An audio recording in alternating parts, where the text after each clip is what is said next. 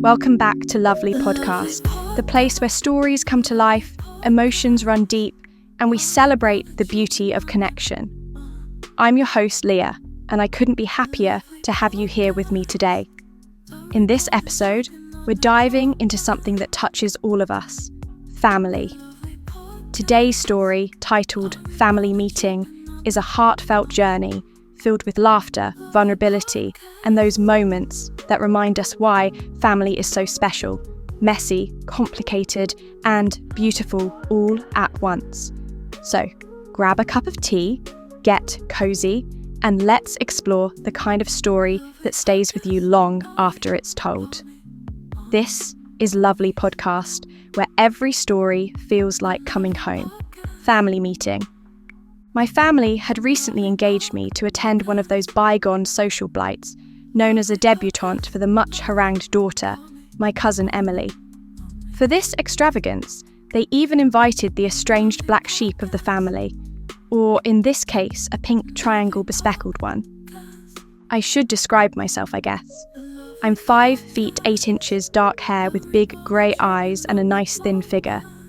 I'm especially proud of my breasts, and to judge by the opinion of others, rightly so. I wear my hair long and my skirts short, and cause no end of bereavement to my male friends because of my condition. So, on that fateful eve, I had waylaid one of my friends, Alan, into being my date. He was a sweet, most intelligent boy, the kind I prefer to associate with, but very sarcastic and enamoured of the coffee shop life. Alan himself was quite handsome, being 5 feet 8 inches with brown hair and eyes, and devastatingly attractive in a boyish way. At least I wouldn't be alone in the sublime misery of the faux aristocrat atmosphere. These people are so damned sure of their superiority. I'm sure I have an uncle somewhere hoarding piles of Confederate currency in case the South should rise again. Baton Rouge is full of them. After the arrival, Alan and I made the requisite kisses and congratulations to my loathsome cousin and her friends. These girls had grown up around me and were quite fond of me, though we hadn't seen each other for years. I looked around and was stirred by the difference in them. Angeli and Josie had matured in a pleasant way and were attempting to show the boys their charms. For the most part, I was disgusted by the fakeness of it all, but at least I got to see some well-dressed young tail, if those precious Suses had any idea. "I love your dress, turn around for me." "Oh!" And Alan smirked in the corner with his drink. "Leah," he said, putting his arm around me in mock affection. "I had no idea your cousin had such adorable friends." The girls giggled. It's not every day a college guy takes notice of them. He was trying to maintain his aloofness, but the tightness of their dresses ruffled even his composure. As for myself, I'm glad I didn't drink, or I may have said something to one of them, especially Angeli, the short brunette I had known as a feisty compatriot in times past. She was still feisty, but now it was with a bit more suggestion. She leaned over a few times too often in Alan's direction. He merely gripped me tighter and said to me, "How nice your friends are, Elle," with clenched teeth. That tight black skirt of Angeli's was perhaps a size 0 on a girl size 2. Later, I had made the rounds, telling my cousin all the glad societal garbage so required, and went over to the guest room to see what was going on. Most of the acquaintances had left, and the parents had retired to their wing, so there was no one around except my cousins, 3 girlfriends, chatting about senior crushes, etc. Alan couldn't leave until I did, but he amused himself with being the only guy in a situation that could have gone any number of pleasurable ways. I pressed myself against him and said, "Dear, if I can't touch them, neither can you. Besides, the family would die." He laughed and told the giggling troupe not to worry. Elle was just his friend. Their feigned dreadfuls and horrids had dissolved like their personalities after a few hours of sipping their 90s mint juleps, rum and coke. I was an abstainer, and Alan was a veteran, so our faculties were in full possession. "Where's my cousin?" "She got a bit tipsy, Leah, and she went to bed. But we're staying over. Come and tell us all the wonderful things that you're doing at college." We sat. I looked over at Alan and uncrossed my legs. Maybe that slit was a bit high, as he had told me. Anyway, on chairs, I'm sure the girls could get a nice view of the possibilities from their vantage point on the floor. Anjali in particular got a bit quieter, as she was directly across from me. Alan had his eyes all over Gabriel, the shy one with short blonde hair and a cute face. I don't know why she always had a problem finding boyfriends.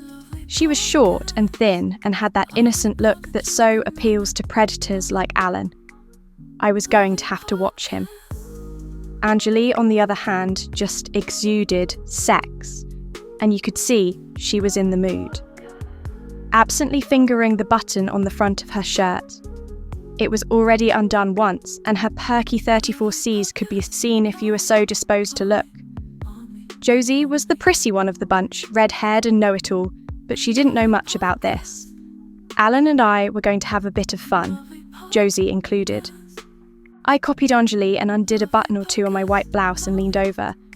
"How about a ghost story?" "Ooh, yeah, that's a good idea, Elle." Anjali popped up and said, "I'll turn off the lights." Josie went to put a few candles on the wall holders, and Gabriel just sat there shyly smiling. They arranged themselves in a semicircle around me in the chair, still leaning over, and Alan placed himself next to Anjali, with Gabriel a few feet behind him against the wall. "I'll tell the one about Wedgwood Manor Preparatory School. It has all the goodies, a ghost, a dead teacher, and frightened girls." "Excellent choice, Elle," Alan said and got comfortable. He knew this story and me and had a shit-eating grin. I looked at him and noticed Anjali's hand was already on his thigh, and I hadn't even started the story. So I decided to slide down on the floor myself to be a bit closer, in order to prevent anything I told myself, and got nearer to the girls. I started the story about the evil teacher who often took girls to hidden areas of the old school building for punishment, and how some didn't like it but others enjoyed it. The key of the story was a jealous girl who wanted the teacher for herself and killed him to prove it. But the story isn't important. I kept looking at cute Josie every time I said something spooky, and she kept jumping. I wanted to scare the primness out of her. Of course, the fuzzy sweater she was wearing drew my attention too. What is it about those kind of girls with their hair in their ponytails that just drives me wild? I don't know. I used to be one myself and teased unmercifully. Alan was trying to behave himself, and Anjali wasn't, so he leaned back so her hands wouldn't be quite so far up his thigh, and I could see some parts of him weren't ignoring her. I kept the story going, and put my hands on Josie's legs to frighten her during one part, and she leaped and tried to regain herself, but she fell forward into me, and we laughed. My hands lingered a bit longer on her than I should have let, and I glanced over to Alan. Now! I couldn't believe it. He was all the way back, and Gabriel, shy Gabriel with the cute short hair, was petting him. He loved being pet. I stopped the story and said that was a good idea, and since Anjali was pouting, I moved behind her and told her to lie on my lap and I'd tell the story from there. The story continued, along with the petting, and Josie, who wasn't getting any attention, announced that if everyone was going to get comfortable, she would too, nervously. She pulled off her jeans first, and we all pretended not to look, while she grabbed some umbros and pulled them over her white cottons. Next came her sweater, and she put a shirt over her before taking off her bra underneath. She was trying so hard to be like Anjali. Now that she was in umbros and a too-tight t-shirt, she moved in between where I was petting Anjali, and Gabriel was petting Alan, and lay down. "Is everybody comfortable?"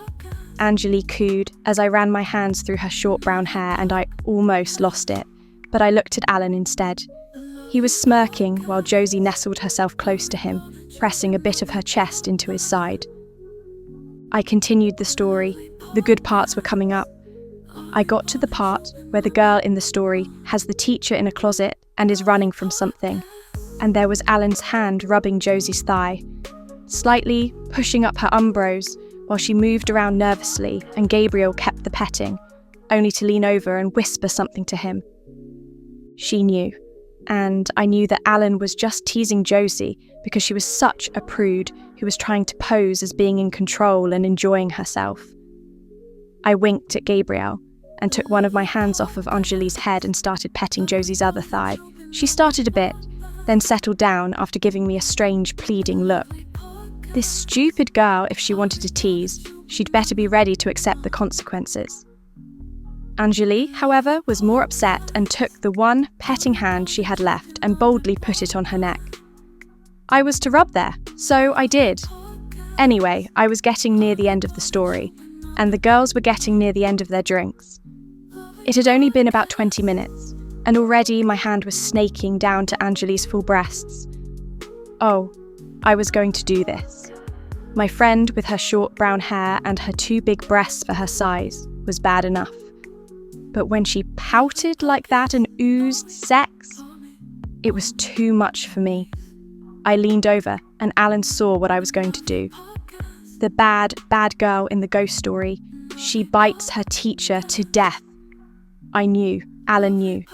Anjali definitely knew something was going to happen, and even exquisite, gentle Gabriel knew.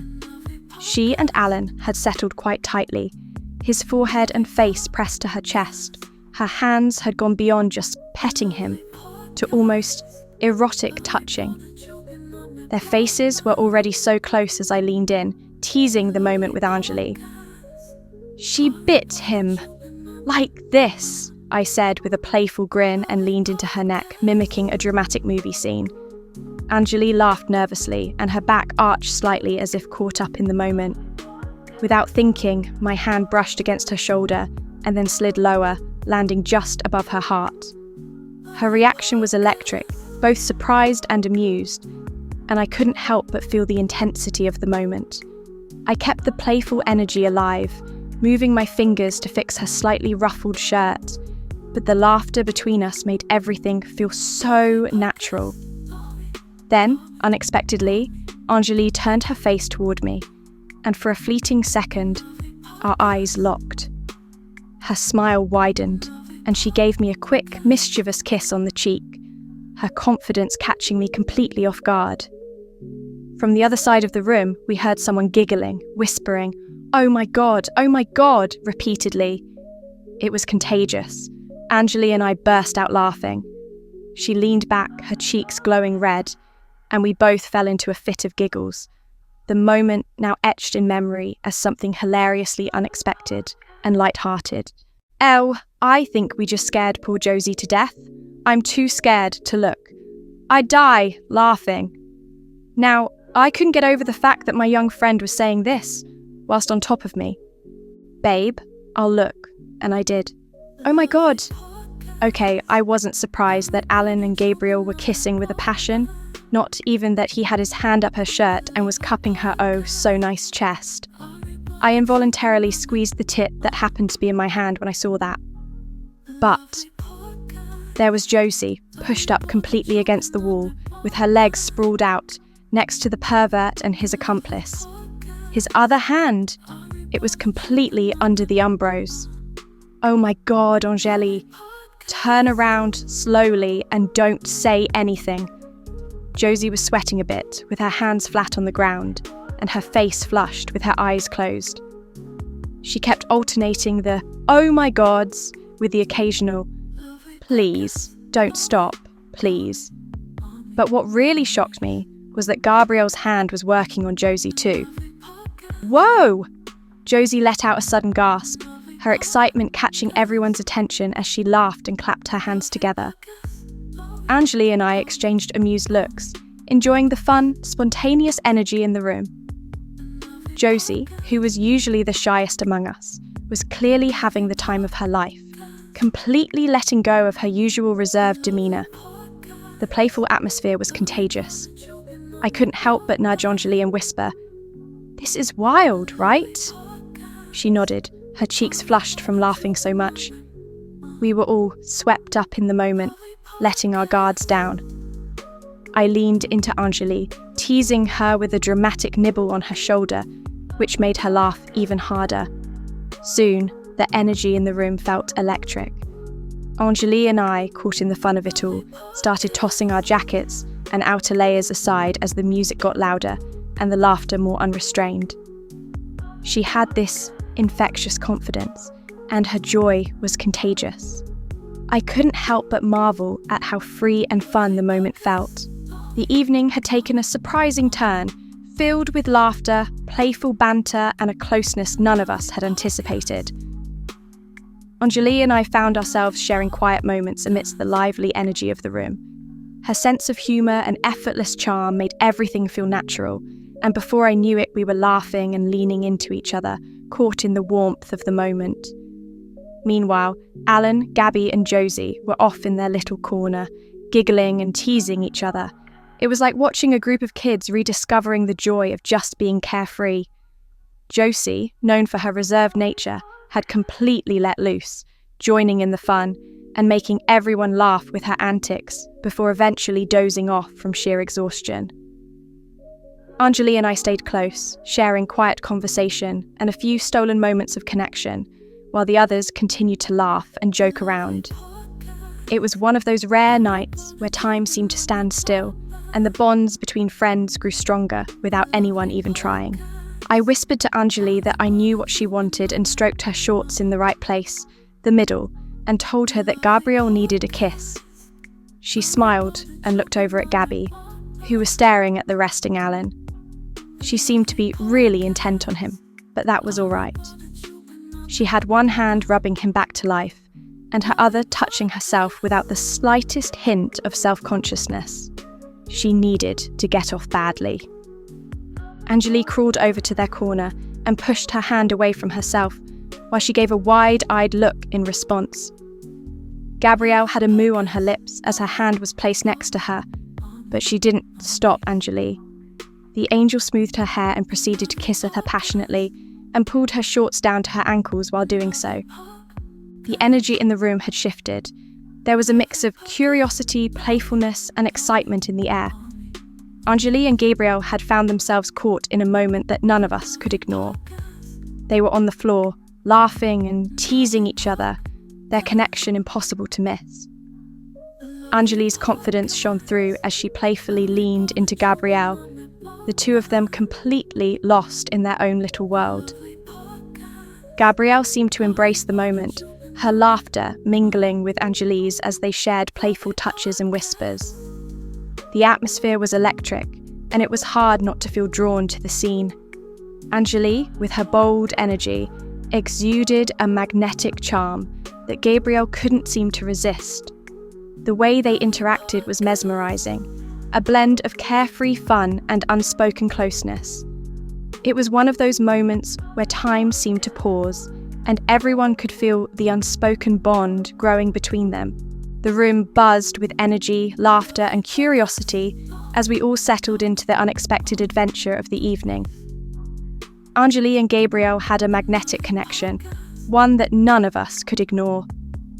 Their playful exchanges and easy laughter pulled everyone in like an irresistible charm. Alan, Josie, and I were simply spectators to their chemistry, though it wasn't long before we found ourselves drawn into the fun. Anjali's confidence was unmatched, always the one to push boundaries just far enough to keep things exciting. She teased Alan playfully, making him blush despite his usual calm demeanour. Gabrielle's sweetness and shyness only made her more endearing, and it was clear she was enjoying every second of Anjali's attention. Their bond was infectious, and we all found ourselves laughing, teasing, and connecting in ways that felt natural, if a little uncharted. Josie, initially hesitant after the events earlier, seemed to relax as the night went on. The shared giggles and whispered jokes filled the air, creating an unspoken closeness among us. Anjali had a knack for making everyone feel comfortable, even as she playfully challenged us to step out of our comfort zones. At one point, we found ourselves in a cozy pile on the soft carpet, wrapped in blankets and sharing stories. The connection between Anjali and Gabriel was undeniable, and their mischievous grins told us all that they were perfectly at ease. Even Alan, who usually kept to himself, couldn't help but smile as Anjali teased him about his shy demeanour. As the night stretched on, the group's energy turned from playful to mellow. We all lay back, basking in the warmth of the moment. There was an unspoken understanding that this night would be one to remember, a night where walls came down, and we all shared a unique bond.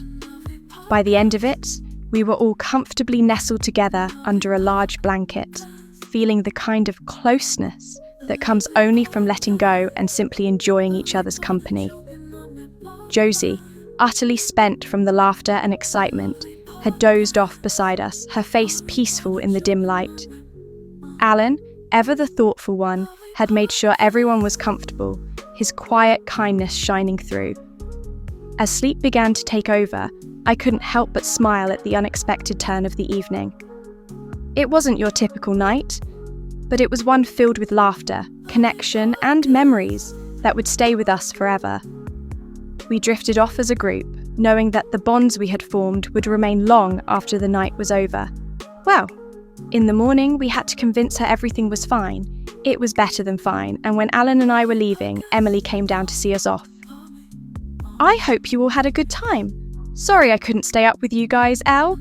I drank too much and didn't want to make a fool out of myself," my cousin said. I saw Josie turn scarlet and Anjali smile. Alan and Gabriel were holding hands behind their backs, where Emily couldn't see, but Anjali wouldn't hold mine. She didn't want to move it off my ass where it had stayed all morning. I gave Emily a chaste kiss goodbye and Anjali a real one, when no one was looking. Then my date said goodbye to his new friend, and we left to go back to our regular lives, hanging out at coffee call. I've run into Josie from time to time, and she pretends nothing ever happened, and Anjali, who pretends it never stopped happening. But I don't see much of Alan, who now sees quite a bit of Gabriel.